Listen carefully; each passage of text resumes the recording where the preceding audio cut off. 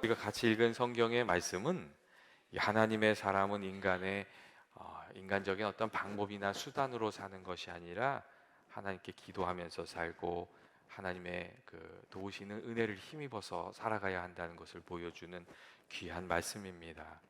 오늘 말씀은 야곱과 외삼촌 라반 사이에 맺은 아주 세속적인 거래로부터 시작이 되고 있습니다. 라헬을 아내로 얻기 위해서 14년간 그 삼촌 라반 밑에서 일을 했던 야곱은 요셉이 태어나자 라반에게서 떠나야겠다고 생각을 하고 자신을 고향으로 보내달라고 이렇게 이야기를 합니다.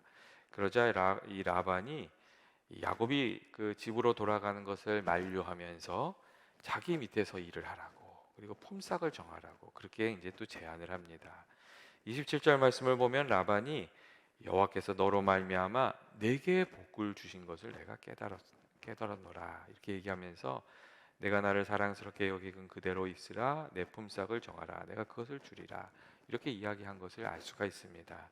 이런 라반의 말은 야곱이 라반을 위해서 일하는 14년 동안 정말 하나님께서 야곱을 통해 라반에게 큰 복을 주셔서 그가 큰 부를 이루게 하셨던 것을 알 수 있습니다.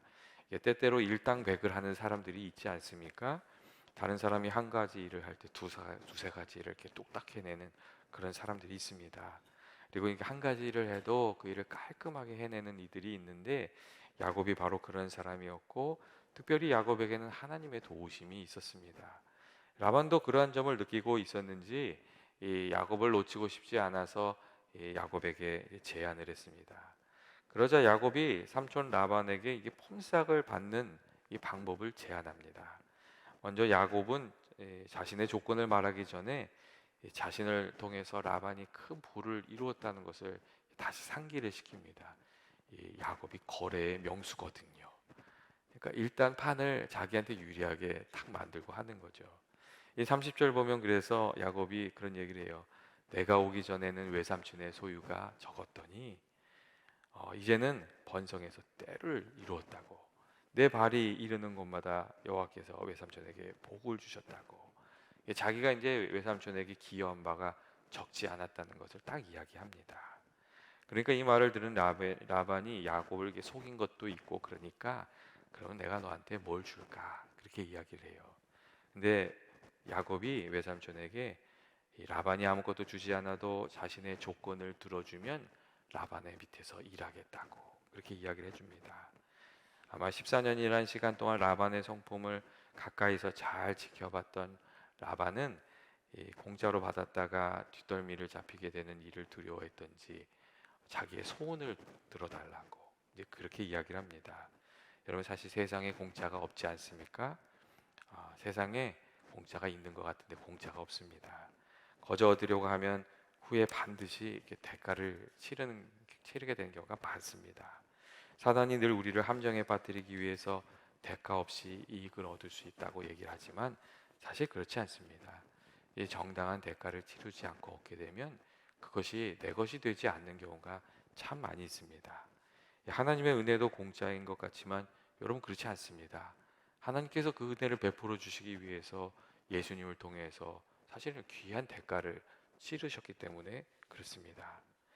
이 라반의 호의를 거절하면서 야곱은 아주 특이한 방식으로 품삯을 받게 해달라고 제안을 했는데, 그것은 어, 이 외삼촌의 양을 칠 때 이제 앞으로 양이나 염소를 낳게 될 텐데, 그때에 이 아롱진 것이나 점 있는 것이나 검은 것이나 이렇게 컬러가 있으면 내 것이 되고 야곱의 것이 되고, 그렇지 않으면 라반의 소유가 되도록 하자고. 그리고 만약에 검사를 해봐서 색깔이 다른 게 있으면 내가 훔친 걸로 하자고 그런 딜을 합니다. 여러분, 야곱의 제안이 어떤 것 같습니까? 라반은 분명히 야곱의 제안이 자기한테 이익이 될 것이라고 생각하고 그것을 받아들였습니다.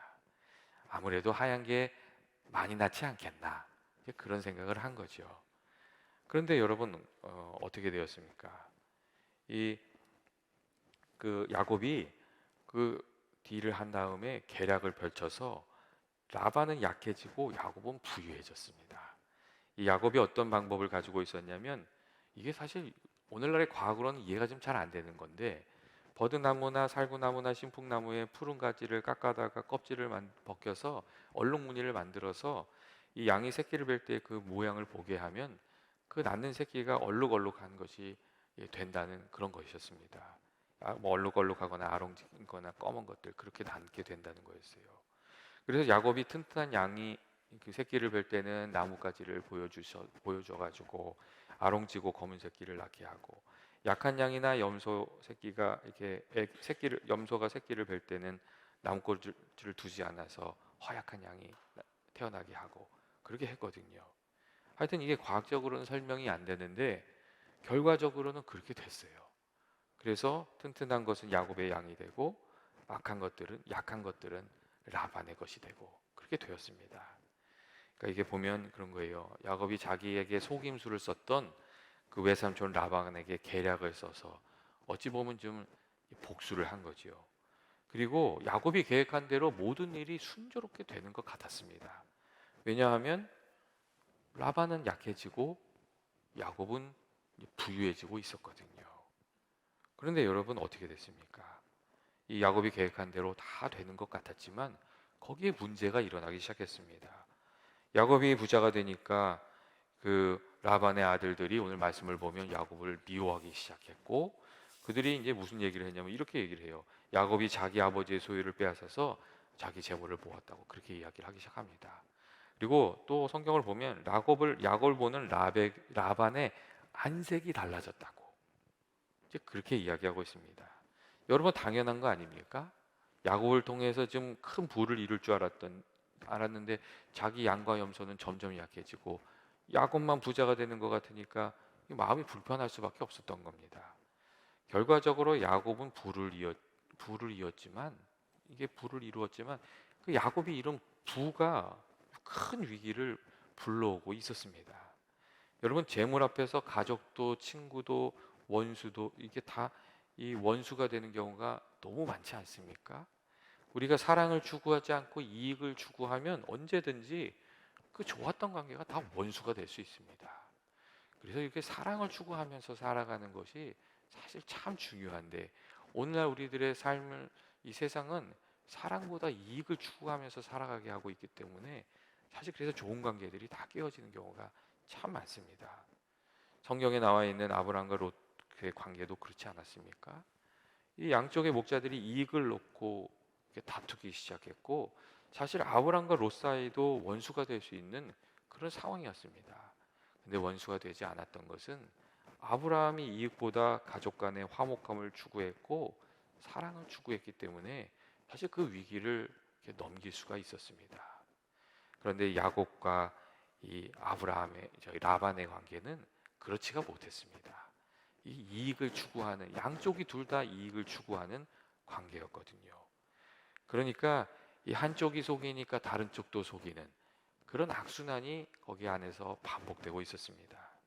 라반이 야곱을 속이자 야곱이 라반을 속이고, 야곱이 계획한 대로 라반이 손해를 보고 야곱이 부를 이루니까 이제는 이 라반이 야곱을 안 좋게 보면서 사실은 해칠 수도 있는, 어떻게 보니까 악을 악으로 받고 그 악을 또 악으로 갚는 더 큰 악이 몰려오는 그런 상황이 되어가고 있었습니다.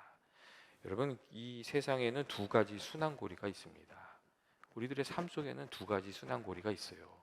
하나는 사랑과 선을 주고받으면서 살아가는 순환고리예요.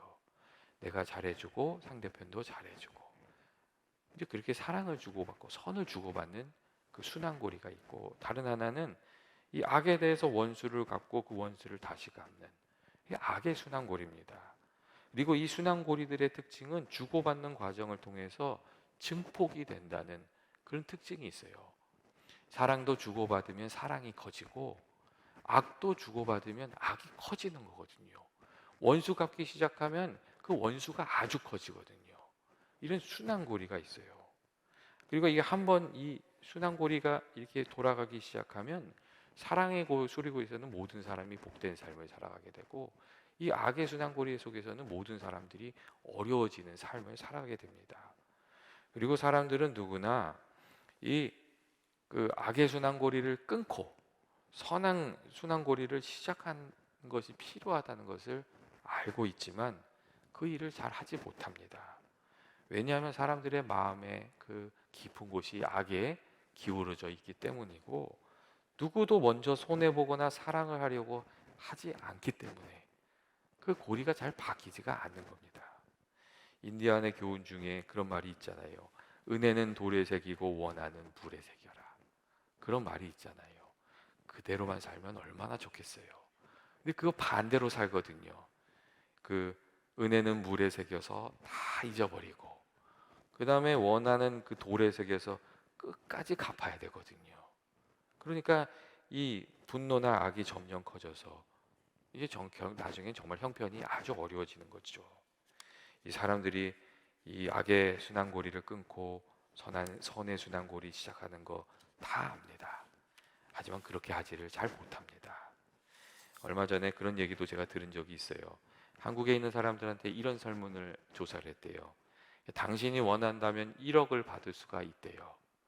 그런데 만약 당신이 1억을 받으면 당신의 원수는 10억을 받는다는 거예요. 그러면 당신이 1억을 받겠느냐? 이렇게 물어봤대요. 어떻게 하시겠어요? 1억을 받으시겠어요? 마시겠어요? 근데 굉장히 많은 사람들이 그렇게 얘기했답니다. 1억을 받지 않겠다고. 속으로 그렇게 생각하신 분들 혹시 있으신 거 아니세요? 이게 원수가 잘 되는 것은 내가 못 보겠다는 그런 마음으로 살아가게 되는 경우가 많다는 이야기죠. 여러분, 예수님께서 이 땅에 오신 이유가 무엇입니까? 그것은 인간들이 악의 순환고리, 죄의 순환고리를 끊어내지 못하니까, 그 안에서 살아가고 있으니까 하나님께서 그 악의 순환고리를 끊어내시고 선의 순환고리가 시작되게 하시려고 사실 예수님이 오신 겁니다. 예수님께서 십자가에서 모든 미움이나 저주나 그 죄가를 다 받으시고 그것을 악한 것을 흘려내보내시지 않으셨어요. 그것은 예수님이 다 짊어지시고 그 다음에 이 선의 순환고리, 사랑의 순환고리를 시작하셨거든요. 예수님께서 그렇게 해서 몸소 악의 순환고리를 끊으시고 이 새로운 삶, 선의 순환고리가 시작되는 삶을 예수님께서 시작을 하셨습니다. 이 사람들이 하지 못하니까 하나님께서 개입하셔가지고 그 은혜를 베풀어 주신 거죠. 그리고 이 야곱에게도 하나님께서 그런 은혜를 베풀어 주셨습니다. 라반이 야곱을 속이고 또 야곱은 자신을 속인 라반보다 한 수 높은 꾀로 라반을 또 속이고, 그러니까 그 결과 라반의 자녀들은 이 야곱을 원수같이 생각하고, 그래서 꼭 어떻게 되냐면 이 상황이 아주 안 좋아 이게 져가지고 거기서 이제 야곱이 해를 입게 될 것 같고, 그러니까 이 하나님께서 야곱에게 라반을 떠나라고 그렇게 말씀하세요. 만약에 일이 이렇게 나빠지지 않았으면 야곱이 거기서 안 떠났을 수도 있어요. 근데 어려운 상황이 되니까 하나님께서 떠나라고 하니까 야곱이 이제 떠나려고 하는 그런 마음을 가져요. 그런데 이렇게 하나님 떠나라고 했을 때 야곱이 또 좀 기도 좀 하고 어떻게 떠나면 좋을까, 이게 하나님의 도우심도 구하고 그러면 좋았을 텐데, 이 야곱이 평상시에 수단과 방법을 가리지 않고 일하던 사람이었잖아요. 그러니까 나름대로 꾀를 써가지고 도망가거든요. 예, 그 소식도 전하지 않고 살짝 떠나요. 자기 아내들을 먼저 단속한 다음에 재산 싹 챙겨서 떠나거든요. 그러니까 오늘 말씀이 어떻게 됩니까? 3일 만에 라반이 그 사실을 알게 돼요. 그리고 라반이 어떻게 하냐면요, 힘 있는 자기 아들들을 끌고 7일 동안 야곱을 추적해서 이 야곱을 따라갑니다. 그래서 7일 만에 이 야곱을 따라잡아요. 그 7일 동안 라반이 어떤 마음으로 야곱을 쫓았겠어요? 괘씸한 놈, 잡기만 해봐라. 그리고 쫓았겠죠. 그렇게 쫓아가겠어요? 그런 마음 아니면은 쫓아가지도 않았을 거거든요. 그러니까 이제 어떻게 되는 상황이었냐면 야곱이 꼭 꼼짝없이 죽든지 아니면 재산을 다 빼앗기고 몸만 살아서 생명만 얻어서 돌아가든 쫓겨나든지 꼭 그럴 판이었어요. 야곱하고 라반 사이에 일어났던 일들을 보면 라반이 얼마든지 그렇게 할 수 있는 사람이거든요. 야곱하고 똑같아요. 수단과 방법을 가리지 않는 자기 목적을 달성하는 사람이거든요. 그런데 여러분, 그때 하나님께서 어떻게 하셨습니까? 하나님께서 이 야곱이 절체절명의 위기에 처하게 되니까 개입하셔가지고 야곱을 라반의 손으로부터 건져내십니다. 24절 말씀을 보시면 하나님이 밤에 라반에게 현명하셔서 그렇게 말씀하세요. 선악간에 야곱을 해치지 말라고 그런 얘기를 하세요. 그래서 이 분노에 사로잡혀서 7일 동안 그 야곱의 뒤를 추적했던 라반이 정작 야곱을 만났을 때는 그 분노를 내려놓고 태도를 바꿉니다. 29절 말씀을 보면 라반이 그렇게 얘기해요. 너를 해할 능력이 내 손에 있으나, 딱 그렇게 얘기합니다. 그렇게 얘기해요. 너를 해할 능력이 내 손에 있으나 너희 아버지 하나님이 어젯밤에 내게 말씀하시기를 너는 삼가 야곱에게 선악간에 말하지 말라고 하셨다. 그렇게 이야기를 합니다. 여러분, 사실 섬뜩한 얘기 아닙니까? 하나님의 개입이 없었으면 야곱이 큰 어려움에 처하게 될 상황이었는데 하나님께서 개입하셔서 야곱을 건져주셨습니다. 그리고 하나님께서는 야곱의 아내 라헬이 그 아버지 라반의 신상을 훔친 것도 들통이 나지 않게 하셔서 야곱을 살펴주셨습니다. 사실 야곱의 말대로 했으면 라헬은 꼼짝없이 라반을 따라가야 되는 그런 상황이었거든요. 그런데 하나님이 그것을 감춰주세요. 그러니까 그때부터 야곱이 큰 소리를 치면서 라반한테 한 소리 합니다. 거기 보시면은 품삯을 10번이나 바꾸지 않았느냐, 내가 얼마나 고생했는지 아느냐, 그런 얘기를 막 쏟아 부어요. 하지만 하나님의 은혜 덕분에 야곱과 라반이 이제 화해를 하고 이제 화해의 조약을 맺고 이제 은혜 가운데 정말 야곱이 무사히 집으로 돌아갈 수 있었던 것을 우리가 오늘 성경을 통해서 알 수가 있습니다. 이 야곱은 자신의 꾀로 모든 일이 잘 풀어지는 줄 알았어요. 근데 성경을 보면요, 그게 잘 되는 것 같지만 사실은 잘 되는 것이 아니라 어떻게 보면 더 큰 화를 불러오고 있었던 것인 것도 알 수가 있습니다. 그런데 하나님께서 개입하셔서 야곱을 건져주셨거든요. 오늘 하나님께서 야곱을 건져주신 이 말씀은 우리들에게 아주 귀한 메시지를 주십니다. 그리고 이것은 야곱에게 가르쳐 주셨던 메시지이기도 해요.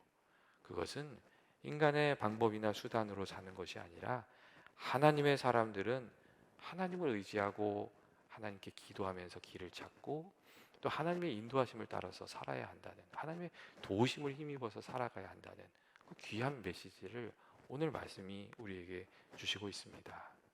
이사야서 41장 9절부터 10절 말씀을 보면 하나님께서 하나님 사랑하는 하나님의 백성을 얼마나 사랑하시는지, 그리고 하나님을 붙잡고 의지하고 살아가면 하나님이 얼마나 귀한 은혜를 베풀어 주실 것인지, 어떤 귀한 약속을 주셨는지 우리가 알 수가 있습니다. 이사야서 말씀을 보면 이런 말씀이 있어요. 하나님께서 내가 땅 끝에서부터 너를 붙들며 이 땅 모퉁이에서부터 너를 부르고 내게 이르기를 너는 나의 종이라 내가 너를 택하고 실어버리지 아니하였다 하였노라. 두려워 말라 내가 너와 함께하리라. 놀라지 말라 나는 내 하나님의 됨이라. 내가 너를 굳세게 하리라. 참으로 너를 도와주리라. 참으로 나의 의로운 손으로 너를 붙들리라. 하나님 그렇게 하나님의 사람들에게 말씀해주고 계십니다. 하나님께서 믿음의 사람들이 하나님을 붙들고 살아가면 하나님께서 붙들어 주셔서 인생에 많은 파도가 있고 풍파가 있고 어려움이 있지만 그것을 넉넉히 이기게 해주시겠다고 그렇게 말씀해주고 있습니다. 여러분, 우리가 하나님 붙들고 살아가는 방법은 어디 있습니까? 하나님이 우리들의 도움이신 줄 알고 하나님의 도우심을 구하면서 기도하면서 살아가는 그 기도의 삶에 하나님을 붙들고 살아가는 그 믿음의 길이 있는 줄로 믿습니다. 여러 가지 어려운 일들이 찾아올 때에 정말 우리들의 그 수단이나 방법이 길이 아니라 하나님께 길이 있는 줄 알고 하나님께 묻고 기도하고 하나님의 말씀대로 살아가는 저와 여러분 되시기를 주의 이름으로 축원드립니다. 같이 기도하시겠습니다. 사랑과 은혜 많으신 하나님 아버지, 우리들이 하나님께서 베풀어 주시는 은혜 가운데 도움 가운데 살아가길 원합니다. 하나님 아버지, 저희 마음 가운데 성령으로 찾아와 주셔서, 아버지께서 성령으로 찾아와 주셔서 아버지 저희들에게 믿음을 더하여 주시고, 또 성령 가운데 인도하심 허락하여 주셔서 아버지 그 인도하심 가운데 주의 도우심을 힘입으며 살아가는 저희들 되게 하여 주옵소서.